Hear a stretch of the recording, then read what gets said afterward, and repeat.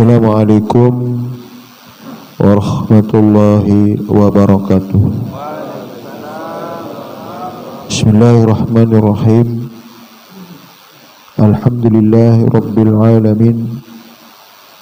Wassalatu wassalam ala asrafil anbiya'i wal mursalin Sayyidina Muhammadin wa ala alihi wa sahbihi ajma'in. Amma ba'du.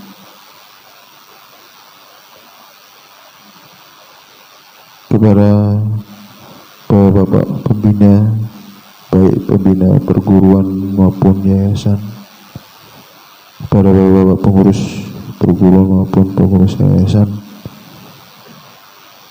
singkatnya kepada hadirin dan hadirat jamaah perguruan Thariqah Haq Naksabandi rahimakumullah. Alhamdulillah wa syukurillah wa nikmat Allah. Puji dan syukur kehadirat Allah Subhanahu wa taala marilah kita panjatkan atas limpah rahmat, taufik, hidayah dan inayahnya kepada kita semua.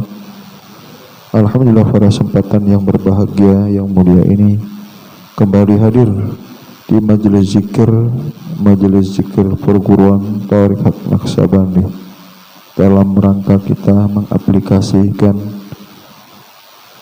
daripada ilmu petunjuk atau ilmu musyahadah ini.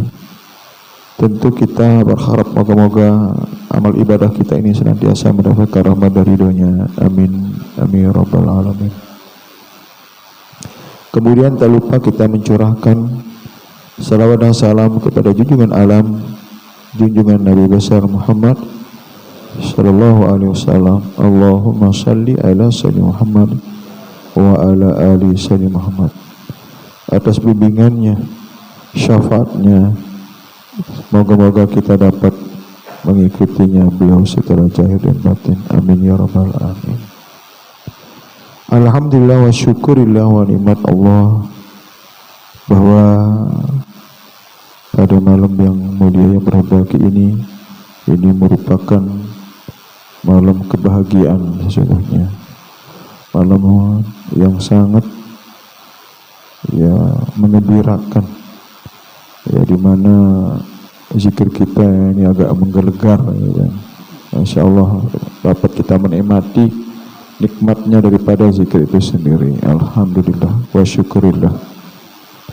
Ini merupakan bagian daripada peningkatan iman dan ketakwaan kita, dan merupakan bentuk daripada istiqomah kita. Dan istiqomah ini digambarkan oleh Allah dalam Al-Quran. Innal ladzina qalu rabbuna Allah tsumma istaqamu. Orang-orang yang berkata Tuhannya adalah Allah kemudian beristiqomah. Tanazzalu alaihil malaikat.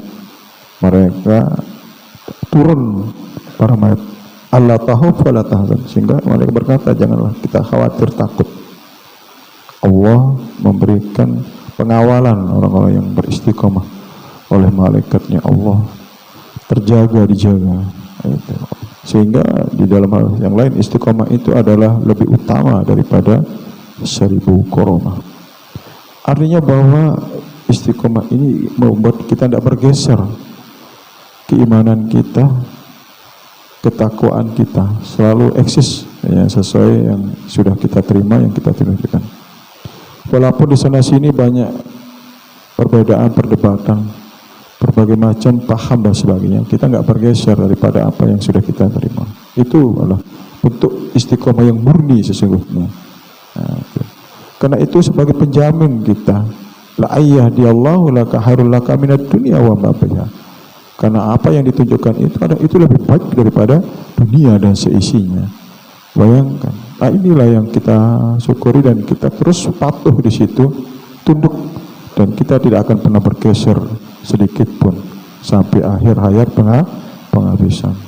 Bahkan dalam kehidupan rohani pun juga terikutkan, bukan hanya terhadap kehidupan yang makin niki, akan tetapi adalah menjadi sebagai perbekalan kita yang utama dan tidak akan pernah habis, itu karena sifatnya adalah abadi, kekal. Bukan sebuah perbekalan yang kita dapat satu kirat emas, gitu, satu kirat gunung emas gitu.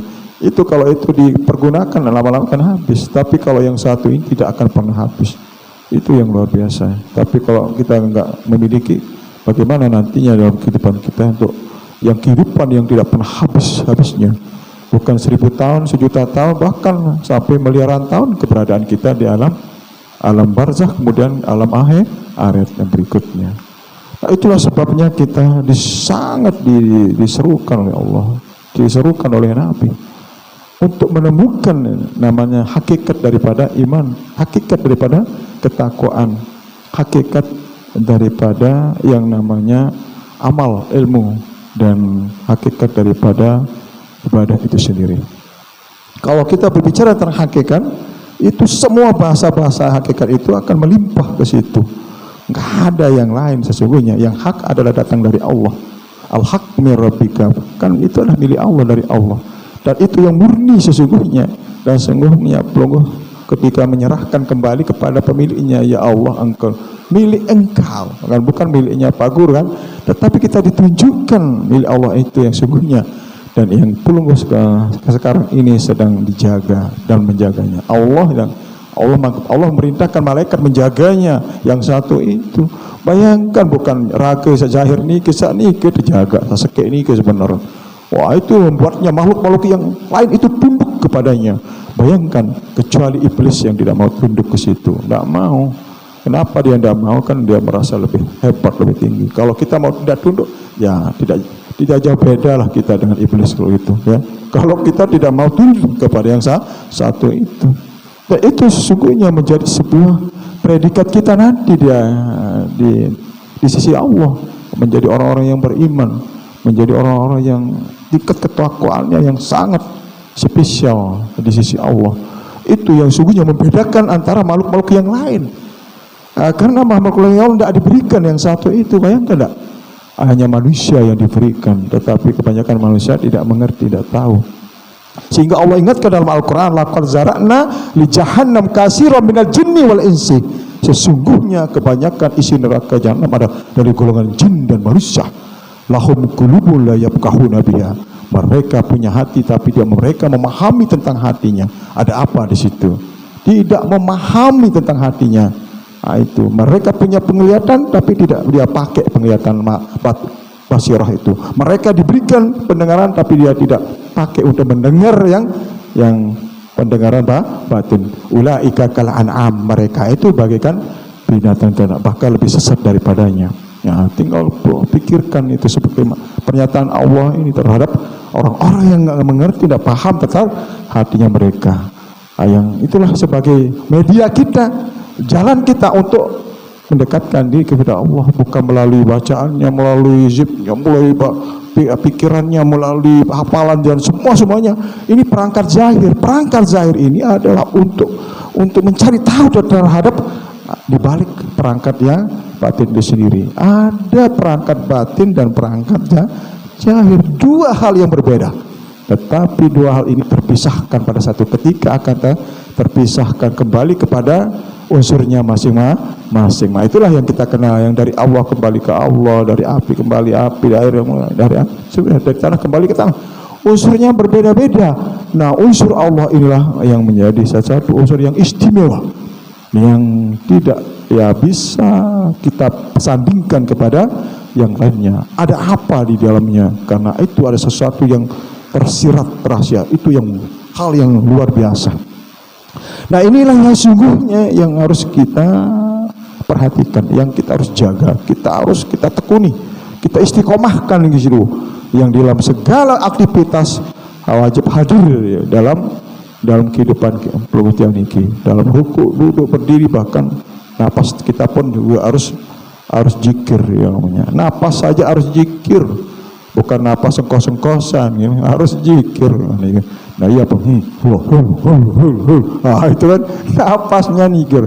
Nah, itu makanya nanti ketika napas terakhir itu juga zikir, karena kita sudah melatihnya dari hari-hari sebelumnya. Kita adalah, apalagi gerak kita, apalagi lisannya, ada semua kan gerak-gerakan itu dari dia. Lisan-lisannya hanya dia, ya, pendengaran, penglihatan semua dengan tidak ada kecuali, karena hanya dia semata-mata. Oleh sebab itu kenapa kita tidak mengetahui, kita mau ingin tahu kan begitu. Nah sehingga sampai Allah katakan, kenapa tidak diperhatikan persoalan itu?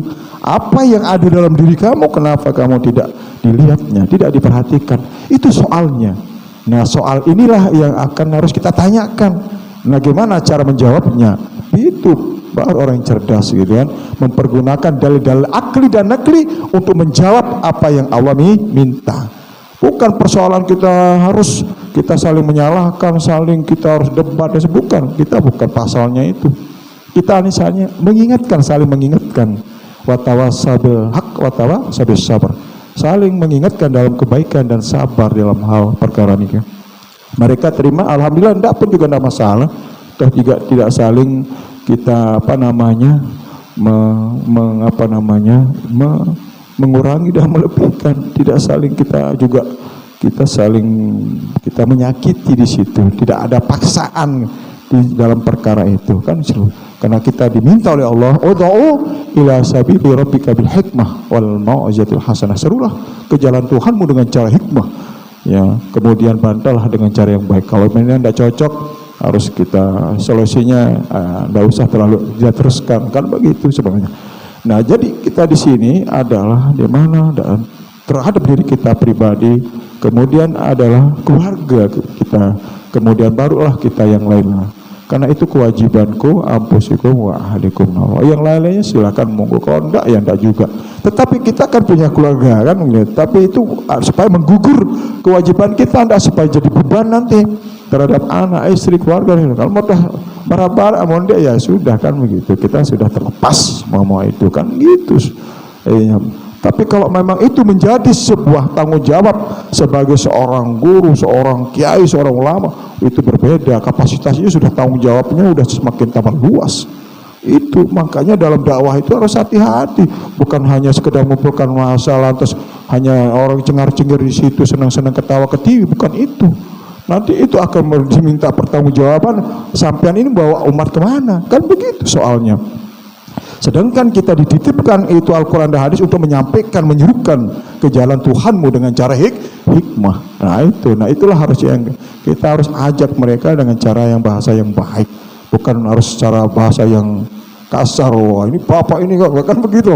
Nah ini kalian misalnya kan, itu kan bahasa dengan bahasa hikmah, dengan bahasa yang membuat mereka nikmat, senang, menerima daripada apa yang tersampaikan, yang disampaikan. Nah sehingga dalam sejarah Nabi saja, para sahabat itu, orang-orang kafir, orang-orang yang tidak suka aja senang mendengar penyampaiannya, oh ini bagus sih, padahal itu tidak ikut, hanya mulai deman dan dengar. Itu kenapa dia merasa sejuk. Makanya kita orang beriman ini ibarat seperti pohon yang rindang, siapapun yang ada di dalamnya akan mereka sejuk, bukan membuat dia gersang, bukan membuat dia panas, ogah dan sebagainya. Itu bahkan dapat menikmati buah-buahnya yang ada di atasnya. Tinggal dongak-dongak terus bau, enggak berani seperti itulah arti orang, itulah ciri orang yang beriman seperti itu. Diumpamakan seperti ya buah, artinya pohon yang rindang yang penuh buahnya di situ. Bahkan orang-orang yang tidak suka di situ dianggap itu, walaupun itu kotoran, jangan anggap kotoran itu tidak bermanfaat, bahkan akan memberikan kesuburan daripada buah itu. Makanya akan amal mereka, ibadah mereka akan digerogoti nanti kan, percuma dia beramal, jadi kebaikan-kebaikan itu terambil jadinya. Nah itulah ibarat dia taruhkan kotoran, semakin pohon itu semakin tambah subur sebenarnya. Makanya orang-orang ahli hakikat ya tenang aja, enjoy, senyum-senyum. Kalau ada orang yang ngomong orang ini kan, enggak kita harus ribut kan begitu. Tetapi di balik senyum itu hati-hati kan gitu. Tanpa didoakan pun juga akan berbahaya kan. Itu karena Allah sudah ingatkan di situ. Ya, karena ketika orang-orang yang dalam orang beriman di dalam berzikir kepada Allah, ketika disentuh dengan hal-hal yang tidak baik, apa pernyataan Allah di situ? Wa man a'rada an zikri fa inna lahu ma'isyatan dunkah wa nahsuruhu yaumal qiyamati a'ma. Itu orang-orang yang dia membenci, dia menyakiti, dia menghalang-halangi orang-orang berzikir. Apa kata Allah? Mereka akan disempitkan, disusahkan kehidupannya. Coba belum merasakan. Siapa kira-kira ya warga keluarga sak jenang-jenang ya mepet-mepet ya dek jenang anu, wah Allah akan sempitkan kehidupannya. Buktikan aja. Wa nahsyuruhu yaumal qiyamati amma. Yang tambah bahayanya nanti adalah ketika dibangkitkan di akhirat dalam keadaan dia buta. Bayangkan dah kalau itu yang sudah Allah katakan, kan tidak mungkin Allah hanya sekedar main-main gitu. Tidak mungkin. Kalau kita ya bisa jadi kan, kalau kita bisa Allah itu tidak mungkin kan. Apa yang Allah sampaikan itu akan terjadi seperti itu. Ya hati-hati kan begitu kan. Kita makanya hanya mengingatkan dan mengingatkan. Tidak ada hal-hal yang lebih daripada itu sesungguhnya. Oleh sebab itu kita di sini adalah dalam rangka menjaga ya ilmu ini ya supaya tetap terpelihara, tetap ada di situ. Di saat-saat kapan saja dalam keadaan kita suasana apalagi macam makin tinggi kan orang panik dengan situasi orang yang kita tinggal tunduk saja ke situ, tinggal fokus saja di situ, insya Allah akan terjaga, terpelihara, terlindungi di situ. Itu yang saya maksudkan. Jadi tidak mesti harus kita mandi kembang lah misal atau apalah ya dalam rangka yang hal-hal yang tidak diredui. Bisa jadi orang-orang dengan cara mereka kan begitu, dengan bakar menyala misalnya, atau cari apa yang sekarang orang bilang itu ada istilah yang apa itu celupkan apa namanya lalat itu loh, kemudian ditaruh apa itu bisa jadikan, itu kan bahasa tamsilan saja kan, tapi mereka saking tidak ngertinya ya apa namanya dengan cara logikanya dia, nah begitu kan. Tapi hal seperti itu aja diambil. Kenapa hal yang lebih daripada itu tidak diambil? Hanya persoalan kecil saja mereka, itulah mereka hanya kepentingannya mereka hanya persoalan fisik dan dunia semata-mata. Tentang rohaninya bagaimana mereka menjaganya, memeliharanya, apa keberadaannya mereka, seperti apa mereka nantinya. Ada tidak berpikir seperti itu? Wah ini kalau persoalan ini kecil sebenarnya, jangankan yang sekedar, coba perhatikan itu seperti Nabi Ayub, bagaimana kondisi fisiknya sampai hancur lebur, tapi tidak pernah mengeluh. Bahaya dia senyum-senyum, bahkan ada yang datang mengobati beliau, tidak usah, saya aja mampu bisa katanya. Tapi memang Allah hendaki seperti ini, ngapain sampai repot-repot kan begitu kan. Sampai sebegitulah tenangnya menghadapi situasi seperti itu kan gitu ya. Apalagi hanya sekedar yang seperti ini sebenarnya. Tapi kalau ini menjadi sebuah persoalan, apa makna di balik itu kan tinggal kita yang membaca, itu yang tinggal perhatikan. Kalau itu makanya kita lebih diingatkan untuk lebih bersyukur, lebih banyak berzikir. Itu inti sebenarnya. Tapi kalau itu yang kita lakukan, insya Allah akan terlindung. Bukan insya Allah lagi, akan terlindung ya daripada azab dunia maupun azab akhirat. Jadi ya sekali lagi bahwa marilah kita bangun zikir ini yang semaksimal. Ya artinya semaksimal itu tanpa ada sebuah paksaan. Artinya bahwa kita ini membuat zikir ini menjadi kita lebih enjoy gitu loh. Bukan waktu karena harus dilihat, didengar dan sebagainya. Jangan. Itu akan mengurangi daripada nilai daripada amal ibadah itu. Tapi kalau kita sudah rasakan, oh tidak, begitu aja kita dengar ada zikir, wow, langsung kayaknya seperti kita diambil rasanya, ditarik gitu. Itu tarikan itu yang sesungguhnya yang marah ibarat pelunguh menggenem presia misalnya, dodak lah minta dia kan terkejut milu ya maknanya gitu. Yang sedih pernah berolahraga dengan meloncat ke idam itu rasa karena kesukaan ada di situ. Tapi ini kadang-kadang tidak ada aspeknya di situ. Akhirnya dianggap ya santai-santai aja. Makanya belajar itu. Insya Allah akan lama-lama Allah menggantikan pendengar kita, rasa dan sebagainya. Kalau kita benar-benar kita berjuang, beristiqomah. Lagu ini sekali terus langsung mencoba. Wah lelah dunia berat. Masih tidak ada orang yang dapat surga itu mahal. Nggak mungkin kita dapat duduk-duduk manis. Harus dengan perjuangan juga. Dengan nyapiaran untuk mencari jabatan saja. Woi mahal juga itu. Pendekatannya luar biasa. Ini pendekatannya ke surga gimana? Yuk, ke siapa lagi yang harus kita dekati kan begitu kan? Bagaimana caranya ke situ? Bayangkan coba orang sampai jidatnya hancur lebur, amalannya sampai wiridnya ribuan. Wah ini kita ini sangat Apa sederhana sekali sebenarnya. Zikir pun juga simpel, amaliyah pun sangat simpel. Makanya orang akan bingung melihat ini torekoh kok nggak ada tasbihnya, nggak ada stempel-stempel di hijabnya, nggak ada. Biasa torekoh itu stempel di bawah, stempel di atas. Coba aja lihat, itu rata-rata. Karena ibadahnya yang benar secara fisik. Karena mereka lebih mendahului fisik daripada hati. Kalau kita fisik ini kita ajak, ya artinya kemampuannya dia kita ajak, jangan disakiti. Itu aja kan, itu. Makanya jangan membunuh dirimu sendiri. Begitu sebenarnya. Ibadah itu jangan sampai fisik itu akan menjadi menjadi lemah atau menjadi yang lebih berbahaya dari sebelumnya. Itu sungguhnya. Makanya ngambil jalan tengah. Khairul umur awsatuha. Sebaik-baik perkara adalah sesuatu hal yang tengah. Ilmu juga kita yang di tengah. Bukan yang kiri, bukan kanan, yang di tengah. Amalia kita juga kan begitu, cara berpikir kita juga begitu.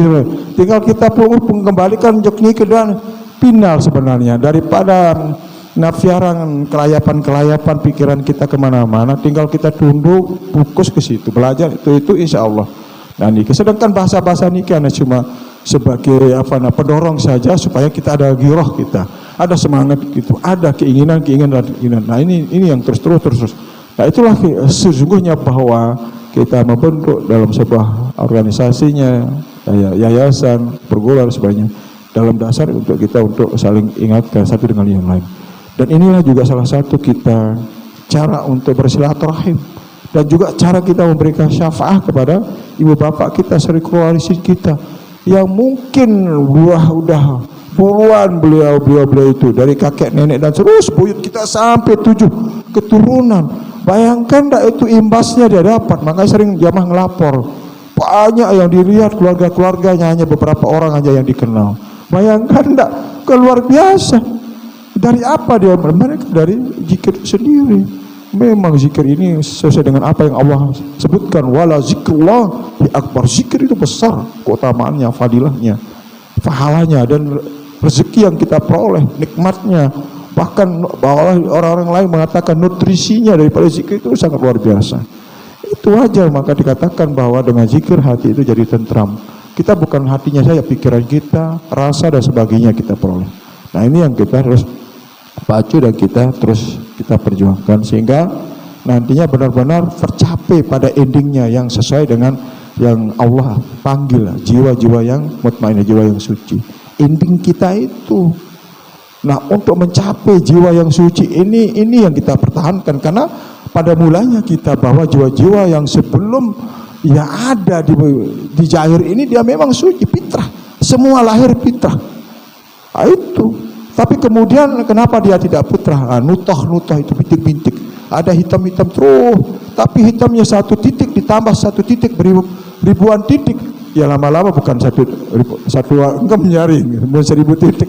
Kalau 1 enggam tambah 1000 enggam, wah, kan gelap. Makanya itu digambarkan zulumat, gelap, kegelapan kita. Sampai-sampai dalam Al-Quran dimisalkan saking kegelapan seseorang itu bahwa seperti mereka berada di tengah laut yang tidak ada cahaya. Ketika dia mengeluarkan tangannya di atas, sehingga dengan gelapnya tangannya sendiri tidak kelihatan. Saking seperti itu kegelapan. Coba mungkin tidak ada pencahayaan sama sekali, belum ada di ruangan, wah selesai, hancur lebur kita. Nah begitu penting tidak cahaya itu sangat. Nah sekarang kita mau alam barzah, kita mau mendapat cahaya dari mana? Dari mana coba? Makanya nanti Al-Quran itu datang menyampari kita, memberikan pertolongan, memberikan sebuah syafaat buat kita. Nah itu keyakinan mereka terhadap Al-Quran mereka, sehingga hati-hati membacanya, takut salah baca hurufnya, bacaannya, gerakannya, dan semuanya. Tidak tahu bahwa Al-Quran yang tidak terbaca itu yang belum dibaca. Itu ibaratnya membaca daripada informasi daripada Al-Quran itu sendiri, yang sementara Al-Quran yang dibaca belum terbaca. Itu sebenarnya apa yang kita perbuat di luar apa yang Allah sampaikan, tetapi kita tidak melakukan apa yang Allah minta. Bacalah kitabmu yang ada dalam dirimu, dan cukuplah kamu yang menghisap dirimu sendiri. Nah tinggal kitalah yang harus membacanya, dan Allah sudah letakkan Al-Quran kepada diri kita masing-masing. Makanya setiap orang beriman membawa kitabnya masing-masing. Ya, itu coba bayangkan, itu makanya dijadikan sebagai pedoman kita, sebagai penerang kita untuk menuju kepada pemilik Al-Quran ini sendiri. Nah, itu jadi Al-Quran ini Allah titipkan melalui kanjeng Nabi, dari kanjeng Nabi lah kita menerimanya. Maka Nabi telah berkata, aku telah tinggalkan kepadamu dua perkara, apabila berpegang kepadanya tidak akan sesat. Apa itu? Adalah kitab Allah dan sunnahnya. Apa itu kitab Allah dan apa itu sunnah? Sunnah itu adalah aplikasi daripada kitab Allah itu sendiri. Artinya berbicara jalanan amal. Nah itu makanya dalam bentuk syariat ini cara tamalan daripada kitab Allah. Tetap pedoman kita adalah kitab Allah, kitab yang tersirat, yang bukan yang tersurat, yang tersirat, yang diletakkan di dalam dada. Dan sekiranya Al-Quran itu akan diletakkan di atas gunung, maka kamu akan lihat bahwa gunung itu akan hancur demi takutnya. Bayangkan, itu dasarnya daripada kitab Allah sendiri, itu Al-Quran Qadim. Nanti insya Allah pada waktu yang lain kita akan bahas lebih terperinci. Nanti kita bisa bikinkan sebuah bahasan tentang itu, seperti apa, dari mana, dan kenapa itu dikatakan kitab Allah. Kan itu nanti ada pembahasan yang khusus tentang itu. Nah, itu. Tapi kalau ada orang yang ahli nulis, ya bagus itu. Nah itu tinggal kita kasih materi-materinya sedikit, akan tinggal bisa dikembangkan. Bila hari ada jamaah kita dari KSB itu coba mencoba dalam khutbahnya menyampaikan tentang persoalan kitab Allah, apa yang terjadi? Ya disuruh tobat. Ah itu. Karena mana ada kitab yang lain, ini sudah kali itu dengar. Ada lagi yang lain, yang satu, wah memang ada itu katanya. Nah, itulah. Makanya ketika mau menyampaikan suatu persoalan yang mereka memang ada yang tidak paham, ada yang paham, ya enak. Kalau tidak ribet kan jadinya, disuruh taubat lah. Nah itu, karena mengatakan ada Quran lain mungkin yang Allah maksudkan. Kok bisanya Al-Quran itu ketika ditaruh di atas gunung kok bisa hancur, itu apa maksudnya? Nah orang yang tidak ngerti kan marah-marah, dia mana ada Quran lain kan gitu.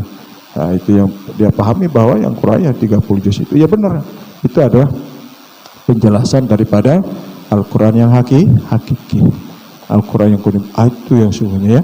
Jadi itu yang dikatakan dalam hadis, innalladzi fi Quran kalbatur harik. Orang yang tidak memiliki Al-Quran yang satu huruf di dalam jiwanya, maka sama artinya seperti rumah roboh.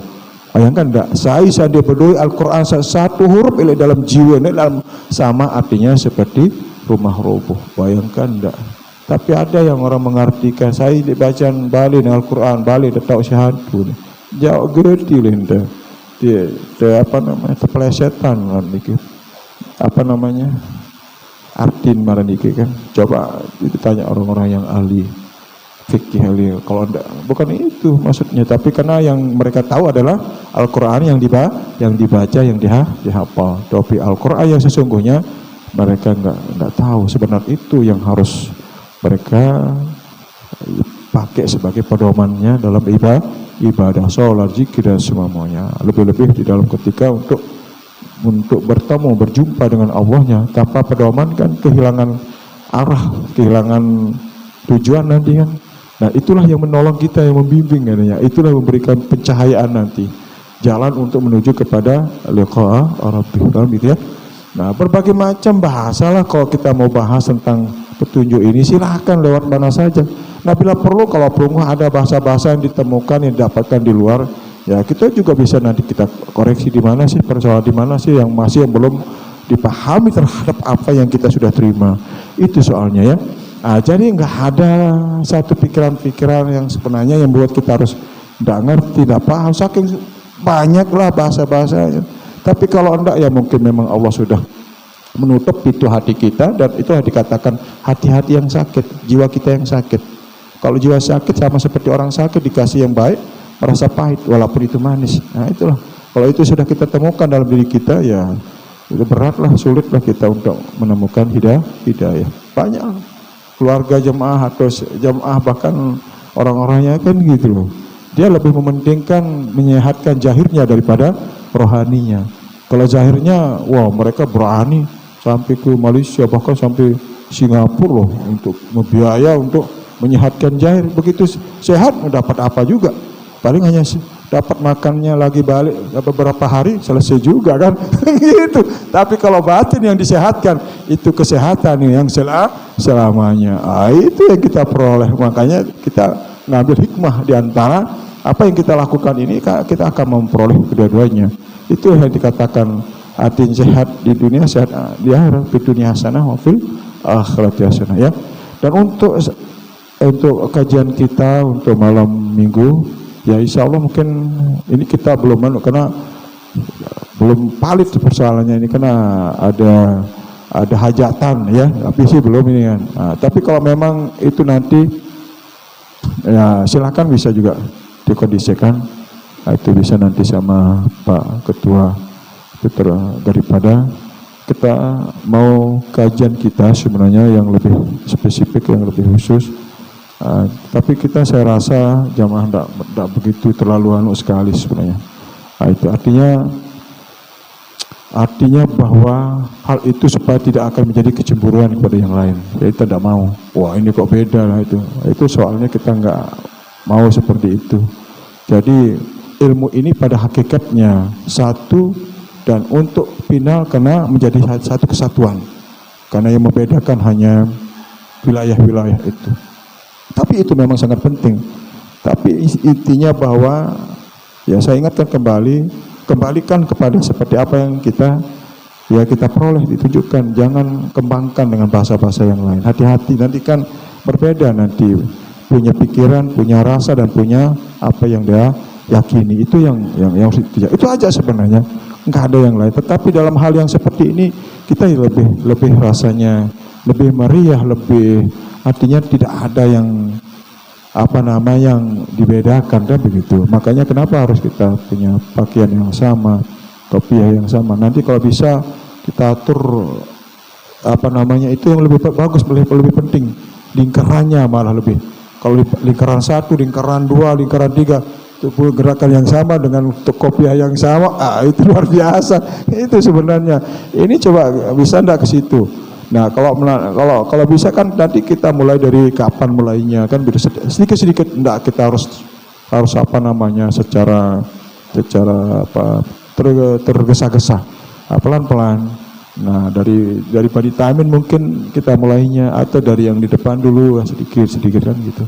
Ini saja sudah luar biasa dari kalau kita melihat dari yang sebelum-sebelum. Ini sudah luar biasa. Kita asik gitu dengan satu keseragaman, dengan satu hentakan dan sebagainya. Bukan dari kada hanya sendiri, bahkan di alam malakutnya, alam lahutnya, alam ruh. Nah, itu di situ mereka senang, gembira ya terhadap, mereka terpanggil, mereka aksesnya dapat. Begitu disebut syarikul warisi, syarikul jamaah, syarikul, wow, itu luar biasa. Nah, kalau secara dunianya mungkin udah sangat melimpah sekali itu sebenarnya ya. Nah, itulah yang dikatakan bahwa ya mereka yang ada di alam barzah itu artinya senang, bergembira sambil ketawa ketiwi di situ, menikmati daripada apa yang mereka perbuat. Mereka laksanakan, mereka dapatkan baik dari pribadinya sendiri maupun daripada keluarga-keluarga yang lainnya itu ya. Nah itu. Jadi banyaklah sesungguhnya yang sebenarnya yang kemanfaatan daripada zikir sendiri. Bahkan dalam urusan-urusan yang sangat sederhana, yang persoalan jahil kita pun juga bisa tertolongkan, terbantukan di situ. Bayangkan, nah, itulah artinya. Tetapi kita harus pandai memilih mana yang harus kita utamakan begitu. Maka saya katakan bahwa ketika memaksimalkan zikir ini dengan maksimal sebaik-baiknya, sehingga yang lain itu akan tertolongkan. Karena pernah saya katakan bahwa sampai ada dalam sebut barang siapa yang memperbanyak zikirnya sehingga dia berlupa memohon dan meminta, maka akan diutamakan, didahulukan, kan gitu kan Manikin. Ini yang, nah inilah yang menjadi satu support kita untuk menjalankan zikir ini ya. Supaya juga ya dalam arti kata bahwa zok itu ada. Dari zok itulah yang membuat kita enjoy kita. itu akan memperoleh jizbah. Apa itu? Sebuah tarikan yang sangat luar biasa, sehingga kita akan mendapatkan suasana di luar suasana yang biasa pada biasanya, yang umum, ya.